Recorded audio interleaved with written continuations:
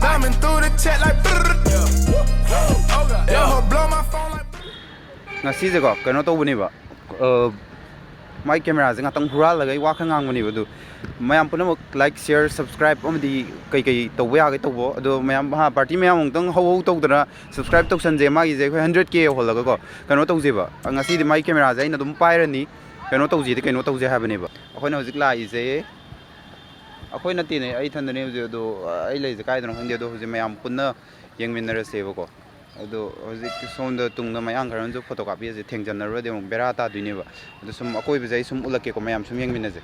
ado singa se khona lai je do ngai khoi mapu lai mapu do na pi re ko som lai. At this very moment, I found my camera back again. This guy is using my camera this whole time. ado sila lai mi je kana no noi masa khang ra ba matong pui de ko matung de mang ro matung ngasi thengna ba ne ado nang ko kai mang ge ba kana ro kai mang ge ba camera do kai no to ibo ai ne se asam da lai bo swan nai do ai ne ko ado nan de kai mang ge do kitang hai biu ni blog to kai lai ro ge ba do blog to de ba to ado kai no ni ya de ba ai to ko kai ge no kai do ro ge ba maram do ha kai illegal lo ti lo bre ado ai ga de sai de gi ai mapu saram bane bo vlog tok to ram je ai camera je mang re ba camera je mang re do si nu pa ji na pai le ram me ga si je camera si nu pa je pai le ram me aduna ai nga si vlog amo continue tok jara ga ni ho je mark se amuk leina gi bro nang changal la roi nang changal la roi mark shaw de ya de ai mark se yaram dre do mayang atang le bro mai mark sam lo gi bai ka dai di no ka dai mo lo te no continue ai ula nu ne ma ka dai mo te no mark se na na mo ai mark sa ta baya de lo ki do noi ngatang mark se ran ka do kang gi noi mo la kana I'll be back okay mark shaw de di nak na ya de ko che trust lai de ko to ji mark an cheng re Guwahati ki koi ki India ki longest kai cable car oi de na tro river ma thakta river ki Guwahati ki India ki longest oi de ne si je river da si ma thakta chat li je maning da cable car am chat li je andak nong na sanga ba ne si je crore ka am sang ma ne ha ne ai di ka exact ti khang dre ado nga si je si lan tho ka yeng je si ma khoi na si sem je hoi je sonda bridge sama lai ba bridge se adu chat la di 1 hour almost 1 hour sange ado sigi hena bu sang ani ko adu da masi cable cars na la le de only 10 minutes lambi je am shortcut o hen de ne som da lai ba mi gi am khutong cha ba oi de ba adu gi sem ani adu nga si khoi oi ba ni khoi swan summer khoi ahum jong asi la le yeng u je andagi vlog thagalak taw do ma am war wi ya de ma ham ai je phara ama sum ta ra ba ado ai maram mi no hai ba de ai hayok cha ro ge ai phara ama sum ta ba gi ni ma da vlog taw do ro go mayang nem ni re lai ro nang ni ro mayang ni ro pane si man ram piro pada de moi ai di humanity ground de piro pana te si do ro ba ren mark se out ro de si na da wa mark ni ko nang gi da khang de do mai jo chale do ren nu piano sa hai ra de sanitizer budi ka bakwa bagi do ne han mane ani ka khat bolor mayam se mathak ta gi ko pai ra kan da amuk tor ke ba thong ni no go re Ai tuang eh. thong ta gi no ba thong ta da Tung na daw ni. thong ta da na ai ro khang de go ren To enter this, that took 60 rupees per person. So we're gonna book the ticket and explore what's inside. sima phone je ke ba maming de samar Kachari Ghat hai bane ba ko Cotton College level lambi du dum laga adugi main road pareng pan bazar pareng du ni ko adugi pareng near high court ki hek manak tane ba ko silai je to mayam dum laga enjoy to ya ni se asam da ndak kui dri ko se hang tok ba si khoi kano ne baya say hi to camera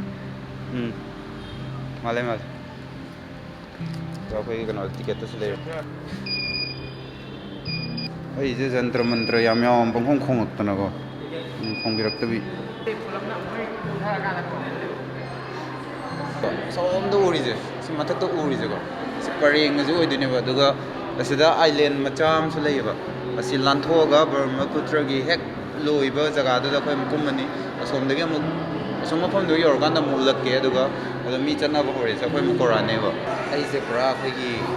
ꯀꯦꯃꯦꯔꯥꯃꯦꯟꯅꯦꯕ ꯊꯣꯛꯏꯁꯦ ꯁꯤꯗꯤ ꯈꯤꯇꯪ ꯋꯥꯔꯧꯏ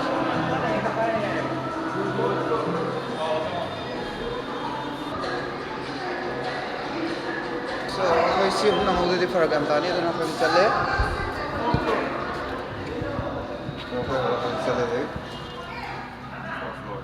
ꯀꯩꯅꯣ ꯌꯥꯎꯔꯤꯕ ꯃꯈꯩꯁꯤꯅ ꯑꯩꯈꯣꯏꯒꯤ ꯅꯪꯍꯧꯗꯕ ꯀꯥꯡꯕꯨꯗꯨꯅꯦꯕ ꯑꯗꯣ ꯁꯤ ꯍꯧꯖꯤꯛ ꯃꯊꯛꯇ ꯌꯧꯔꯒ ꯑꯩꯈꯣꯏ ꯃꯈꯥꯗ ꯃꯨꯜꯂꯛꯀꯦ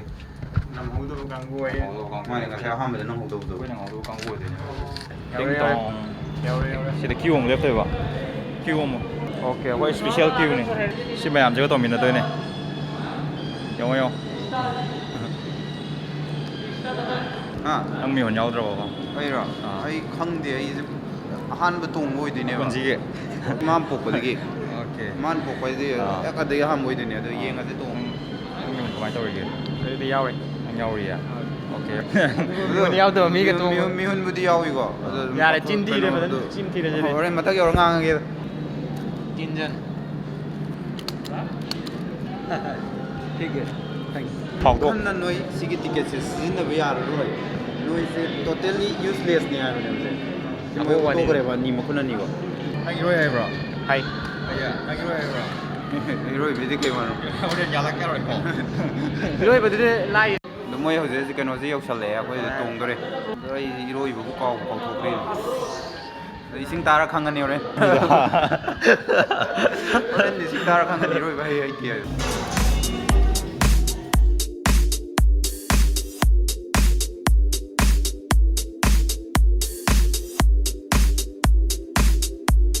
ꯒꯝꯚꯤꯔꯒ ꯎꯕ꯭ꯔꯥ ꯌꯦꯡꯉꯣ ꯃꯈꯥꯗ ꯏꯁꯤꯡ ꯑꯁꯥꯝꯒꯤꯗꯤ ꯌꯥꯝ ꯂꯩꯗꯅ ꯑꯁꯥꯝꯒꯤꯗꯤ ꯒꯝꯚꯤꯔꯒ ꯌꯥꯝ ꯂꯩꯗꯅ ꯌꯥꯝ ꯂꯩ ꯃꯌꯥꯏꯗ ꯁ꯭ꯇꯦꯆꯨ ꯑꯃ ꯂꯩꯔꯦ ꯁꯤꯁꯦꯀꯣ ꯍꯜꯂꯒꯗꯤ ꯁꯦ ꯄꯨꯔꯥ ꯂꯨꯞꯈ꯭ꯔꯒꯗꯤ ꯑꯩꯈꯣꯏ ꯒꯨꯍꯥꯇꯤꯁꯦ ꯄꯨꯔꯥ ꯂꯨꯞꯀꯅꯤ ꯍꯥꯏꯔꯦ ꯁꯤꯒꯤ ꯁ꯭ꯇꯦꯆꯨꯁꯤ ꯂꯨꯞꯄꯁꯦ ꯑꯣ ꯑꯗꯨꯃꯥꯏꯅ ꯂꯩꯌꯦꯕ ꯁꯤꯒꯤ ꯁ꯭ꯇꯦꯆꯨ ꯑꯃ ꯂꯩꯁꯦ ꯑꯁꯤ ꯂꯨꯞꯄꯗꯤ ꯒꯨꯍꯥꯇꯤ ꯁꯤꯇꯤꯁꯦ ꯄꯨꯔꯥ ꯂꯨꯞꯇꯣꯏꯅꯦ ꯃꯣꯏꯒꯤ ꯊꯥꯖꯅꯕ ꯑꯃ ꯂꯩꯌꯦꯕ ꯃꯣꯏ ꯂꯦꯚꯦꯜꯅꯦꯕ ꯁꯤꯁꯦ ꯑꯃꯁꯦ ꯀꯦꯃꯦꯔꯥꯗꯤ ꯌꯦꯡꯅꯤꯡꯉꯦ ꯃꯃꯥꯏꯗ ꯁꯦ ꯍꯦꯜꯂꯣ ꯚꯩꯌꯥ ꯍꯦꯜꯂꯣ ꯍꯦꯜꯂꯣ ꯁꯦ हाय हाय दादा ये कैसा लगा अच्छा लगा बहुत अच्छा आप कैसा लगा बहुत हम तो एकदम क्या बोलेगा नहीं बोलेगा क्रिस्पी चिकन का लेवो तो ले मैम लोई तौनरी मैम तो से व्यू दे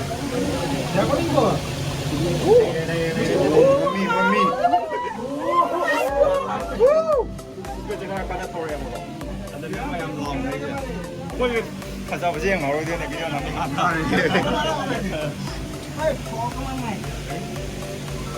ꯃꯆꯥ ꯑꯃ ꯂꯩꯔꯦ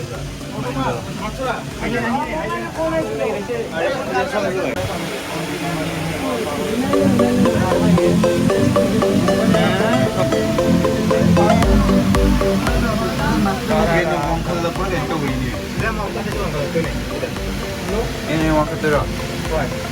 이게 원리네. 내가 아용 부르는 것에 이제 눈이 많이 와파는 년도 이제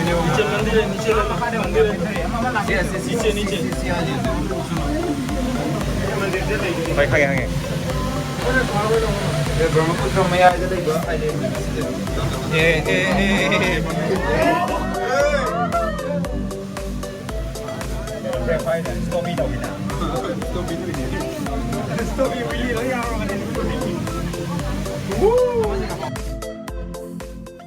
ꯑꯩꯈꯣꯏꯁꯤ ꯅꯦꯝꯗꯔꯕ ꯀꯩꯅꯣ ꯇꯧꯔꯦꯕ ꯑꯩꯈꯣꯏꯁꯦ ꯅꯦꯝꯊꯔꯛꯏꯅꯦ ꯀꯩꯒꯤꯅꯣ ꯅꯦꯝꯗꯔꯤꯗꯅ ꯍꯥꯔꯠꯁꯦ ꯁꯤ ꯀꯩꯅꯣ ꯄꯥꯎꯁꯦ ꯇꯞꯁꯨ ꯇꯞꯄꯒ ꯇꯧꯔꯤꯁꯦ ꯁ꯭ꯋꯥꯏꯗ ꯈꯣꯡꯒꯁꯦ ꯌꯥꯟꯊꯔ ꯐꯝꯃꯗꯤ ꯊꯤ ꯅꯨꯡꯉꯥꯏꯅꯦ ꯑꯗ ꯉꯝꯗꯤ ꯉꯝꯃꯣꯏ ꯎꯄꯥꯏ ꯂꯩꯇꯦ ꯋꯥꯡꯃꯜꯂꯦ ꯆꯦꯡꯅꯩꯌꯦ 이로에라도 ꯆꯠꯇꯧ ꯃꯥꯟꯗꯦ ꯁꯤ ꯗꯤꯖꯥꯔꯠꯇ ꯇꯥꯕꯒꯨꯝ ꯑꯣꯏꯗꯣꯏꯅꯦ ꯀ꯭ꯔꯣꯀꯣꯗꯥꯏꯜꯒ ꯎꯕ꯭ꯔ ꯌꯦꯡꯉꯣ ꯁꯝꯃꯔ ꯅꯪ ꯂꯨꯍꯣꯡꯕꯩꯗ ꯁꯤ ꯍꯥꯞꯄꯕꯅꯤ ꯑꯩꯈꯣꯏꯅ ꯅꯨꯄꯤꯒꯤ ꯃꯦꯟꯗ ꯌꯥꯎꯍꯟꯕꯩ ꯑꯗꯨꯏ ꯀꯥꯟꯗꯨꯗ ꯃꯊꯛꯀꯤ ꯀꯦꯕꯜ ꯇꯤꯡꯉꯤꯁꯦ ꯍꯥꯏꯔꯤ ꯈ꯭ꯋꯥꯏꯁꯦ ꯈ꯭ꯋꯥꯏꯗꯒꯤ ꯏꯔꯣꯏ ꯉꯝꯃꯅꯤꯅꯗꯣ ꯁꯤꯗꯒꯤ ꯁꯤꯗꯤ ꯉꯝꯃꯅꯤ ꯀꯥꯏ ꯉꯝꯗꯣꯏꯅꯣ ꯋꯥꯈꯜꯗꯣ oi ma kari kai dore kai ko kai no kung ri de tang anak pa saruk katang ngai re apoi ba ji sal ni Vale, güey, si te dice esta, tienes que ir, güey. sida ta di hingoi ngo ti kani tene roadway terminal Guwahati Metropolitan Development Authority hai bi gi counter ai dun project Station hai ta. station nai da re ko pura slow mo da lai ne mo yam chill le mo gi social distance ka di khongban ta ho re ma chu to jare do aina last to ina yam na khangna chana bai type the tho ge ko tan sta le phom Cái bộ trên này quay phù gì à? ma ne sida ne sigi mathak sida ne khoi nga sai chicken to ri mem Đấy mà siêu cái này lại rồi. oi da khoi sister ji yor ko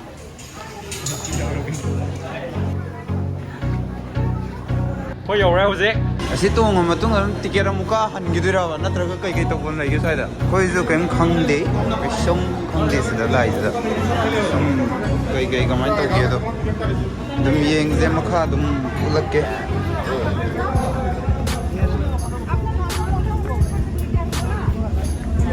ओ हाँ counter thing नहीं है तो ना कोई जो सीधे सुन ले रहा तुम लोग संदेह रहा मोन गुम्बा कई गुम्बा तो पूरा उधर कायदे लेनी हिंगे सिगी कनो जने का साइ लाई तो साओम ना कंदे सीधे उगरीबा कनो में हम जे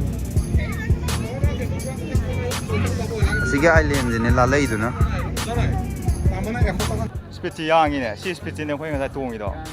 아두더네 완능나 라오리도. gambhiram sak oi ai gambhir sak ke mare ei last ma sam chali je si ko le kari no jang ang di mang ngai di loi gre nga sai mathak to pair la e dagi song de ai bu mayang di marks ni bu ta hale je mang ngai je dum makha dum chala ga dum mayam dum ulak ke sidai kada khoi ge plan ji kai no oi de plan sida hoji plan je sida khoi gi fast food gum kai gum le ram de khoi ja ta po cha ge na di khanjau ne ko do kai sum le ram dre sida chang ngai thang na ngai ke som lai te makha le po chi lai da makha khara di lai ko sim kum dra ga yeng ge cha na lai di sida kai phang ge do dum ulak ke muk beng gi di na te ko charawa na ba ti charawa na ba na te mathak ta cha na bi lai ado moi mapu na lai gre order ta gre ulor nan ba so chaumin gi wari ne ba oi Oren ne nang uda na iroi re chat pagi phibam na kan McGregor McGregor ka moi ban iroi ni tan de akana to chagi cold water da kaida flowing water da agi reverse da iroi khali du di mana khabi la ba ngau ne ba ai ne ma je mo phunanu ai ma powering sa tin tan ni ai ma dong ngam lai bi ne andak ti yeng ngam da nei mo to oi to mal thana mi du udro ge ji tho mi je ko tuman sleeping pill le ko thai ma phunan bi je na tin thik no sida akhoi jik le re now get recharged with Coca-Cola no Coca-Cola rupees 10 matang ko mayam lo yeng ei pura ko itan la ko ta ni ko mayang le chau ho bi ri bi ko matang ni amma nu i ko kan nu i ko sida mayang husky ne local husky sit de jala kan ko pura mai ne ket ne lai de nang pe furit phiron nam ta lai ta bra ha nang furit phiron nam ta lai ta bra ha yang kan name ko yang kan sidong pe to sit correct for kan ne kan sidong rao loi ma mai ji chơi yong nama na han ju phi lai da na pi nang na pm set te ko ji pe ke kai kana duri yu nam phi lo tho le ba lam yam hen duri chalo class hour ju class out chalo sanang class 10 class hour ju pe ke ko ju pe ke ai khola kadar ki beni handshake ni na khale je good very good okay yam haina tan na ba ya ba leibang cha ta ba street dog ni je on ngai da dawe ma halakini ko ti je na ma that I will come back lucky ma jo pura zero pura ju phale husky ne ba husky ne local husky ne amom de mom mo ate ko jaw ore ore nang ge rep to thiro ba ate as rapper na rep hai te de kari no kai chanari ge do ri ba ge nang ge ke do ngi punsi da khangla ka do ri ba ngai pa ke khoi gi petrol ne ba je imali ba ko yam nung si ja bangang ne ma ne hojik ti me yam na khangdri tung da khang ki ni summer siren yes mark my word gari se da theng ga nu Gari saya minta gari ahi saya. Gari ahi se gari lakani angang thawai mangani macha ꯑꯗꯩ ꯃꯈꯥ ꯇꯥꯕꯗꯣ ꯍꯥꯏꯔꯛꯑꯣ makha gari se haba gari se haba dunotro Gari ahi saya. ꯑꯗꯩ ꯃꯈꯥ ꯇꯥꯕ ꯑꯃ ꯍꯥꯏꯗꯨꯗꯤ Kaya habi ay tahudre. ꯍꯣꯏ ꯑꯩ ꯈꯛꯇꯔ ꯇꯥꯍꯧꯔꯤꯁꯦ Gari ahi ꯑꯩꯁꯨ saya. ꯀꯥꯎꯈ꯭ꯔꯦ ha ꯑꯩꯁꯨ ꯀꯥꯎꯈ꯭ꯔꯦ poti kapi ga hairam romazo mamangi type ta ꯑꯦ ꯏꯗꯤꯠ ꯇꯧꯔꯛꯑꯣꯏꯗꯣꯏꯅꯦ ꯑꯗꯨꯒ ro da thadro hello ꯑꯩꯈꯣꯏꯁꯦ ꯁꯣꯝꯗ ꯐꯣꯇꯣ ꯀꯥꯞꯄꯤꯀꯥꯟꯗ ꯍꯕ ye the close tone le close ꯇꯧꯔ ꯂꯩꯔꯝꯃꯦꯕ ꯃꯥꯅ ꯑꯩꯈꯣꯏ aina ra hang ton ne ꯍꯥꯏꯅꯔ ꯍꯥꯡꯗꯣꯛꯑꯦ ꯑꯩꯈꯣꯏ ꯑꯁꯥꯃꯤꯁ ꯂꯣꯟ ꯈꯪꯕꯅꯤꯅꯀꯣ ada khoi kano handre ama handre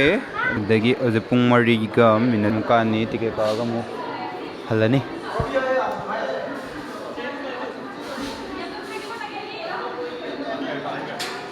ꯑꯩꯈꯣꯏ ꯁꯝꯃꯔꯅ ꯒꯦꯠ ꯀꯛꯄꯒꯤ ꯉꯥꯏꯔꯤ ꯌꯥꯝ ꯀꯟꯅ ꯐꯣꯔꯦꯅꯔ ꯅꯠꯇꯦꯗ ꯃꯩꯅ ꯆꯥꯎꯕꯩꯅꯦ ꯑꯗꯨ ꯀꯥꯏ ꯐꯣꯔꯦꯟ ꯍꯜꯂꯅꯤ ꯋꯥꯕꯅꯁꯨ ꯂꯣꯏꯔꯦ ꯋꯥ ꯉꯥꯡ ꯉꯝꯗ꯭ꯔꯦ ꯁꯣꯔꯤ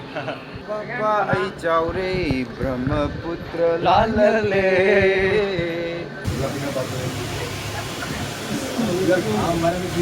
ꯄꯥꯄꯥ ꯑꯩ ꯆꯥꯎꯔꯦ ꯕ꯭ꯔꯍ꯭ꯃꯄꯨꯇ꯭ꯔ ꯂꯥꯜꯂꯂꯦ ꯄꯥꯛꯂꯛꯏ ꯄꯥꯛꯀꯤ ꯃꯊꯛꯇ ꯄꯥꯏꯔꯛꯂꯦ ꯃꯌꯥꯝ ꯂꯣꯏ ꯌꯦꯡꯉꯦ ꯃꯌꯥꯝ ꯄꯨꯜꯂꯞꯁꯦ ꯑꯩꯉꯣꯟꯗ ꯌꯦꯡꯂꯛꯂꯦ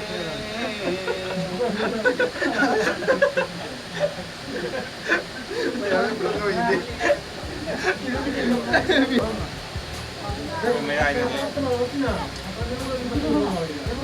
Summer on the beach.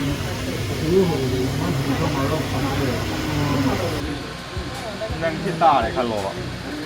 ꯁꯤꯗ ꯍꯥꯡꯗꯣꯛꯄꯁꯨ ꯌꯥꯗꯕ ꯃꯅꯨꯡꯁꯤꯗ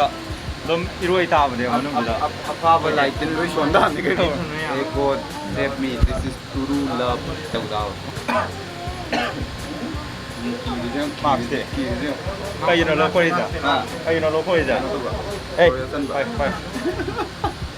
Oh my god, oh my god, ꯀꯣꯔꯣ Mi mitik Oh my god, true love ꯃꯌꯥꯝ ꯄꯨꯜꯂꯞ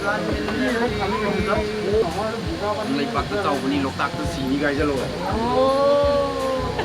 ꯀꯩꯕꯨꯜ ꯂꯝꯖꯥꯎꯒꯤ ꯁꯉꯥꯏ ꯌꯦꯡꯕ ꯐꯪꯗꯕ ꯀꯪꯂꯩ ꯆꯥꯔꯥꯒ ꯍꯪꯉꯣ ꯀꯣꯏꯁꯟꯗꯣ ꯂꯣꯛꯇꯥꯛꯇ ꯆꯠꯂꯒ ꯕꯣꯔꯥ ꯆꯥꯗꯕ ꯃꯣꯏꯔꯥꯡ ꯕꯣꯔꯥ ꯃꯣꯏꯔꯥꯡ ꯁꯤꯡꯖꯨ ꯆꯥꯗꯕ ꯅꯣꯏꯕꯨ ꯀꯪꯂꯩ ꯆꯥꯔꯥꯒ ꯍꯥꯏꯌꯣꯕ ꯀꯩꯅꯣ ꯇꯧꯗꯨꯗꯩ ꯇꯧꯔꯝꯃꯦꯕꯀꯣ ꯁꯤꯗ ꯑꯩꯈꯣꯏ ꯃꯌꯥꯝ ꯀꯦꯃꯦꯔꯥ ꯅꯝꯃꯤꯀꯥꯟꯗꯨꯗ ꯇꯨꯡꯗ ꯅꯨꯄꯤ ꯑꯃ ꯂꯩꯔꯝꯃꯦꯕ ꯁꯤ ꯅꯦꯈꯥꯏꯗꯩ ꯇꯧ ꯂꯩꯔꯝꯃꯦꯅ ꯀꯗꯥꯏ ꯌꯦꯡꯉꯣ ꯃꯥꯟꯅꯗꯦ ꯅꯣꯔꯃꯦꯜ ꯑꯣꯏꯗꯦ ꯃꯤꯅ ꯌꯦꯡꯉꯒ ꯃꯥꯁ ꯇꯨꯞꯇꯦꯕ ꯀꯣꯔꯣꯅꯥꯅ ꯑꯃ ꯑꯗꯨꯝ ꯒꯦꯞ ꯑꯥꯎꯠ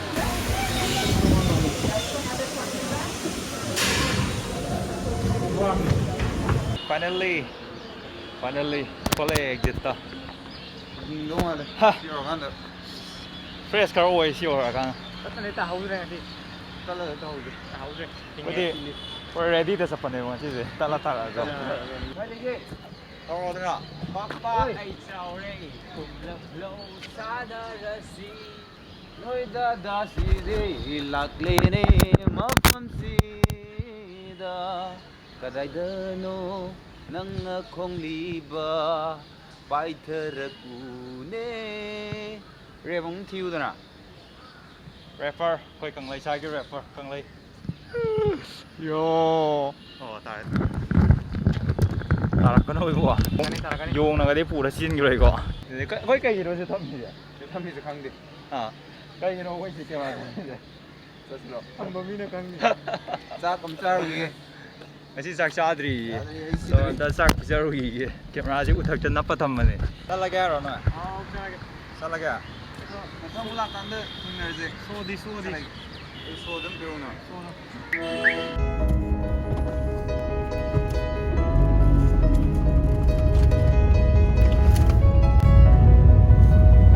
ꯆꯥꯔꯤꯁꯤꯒ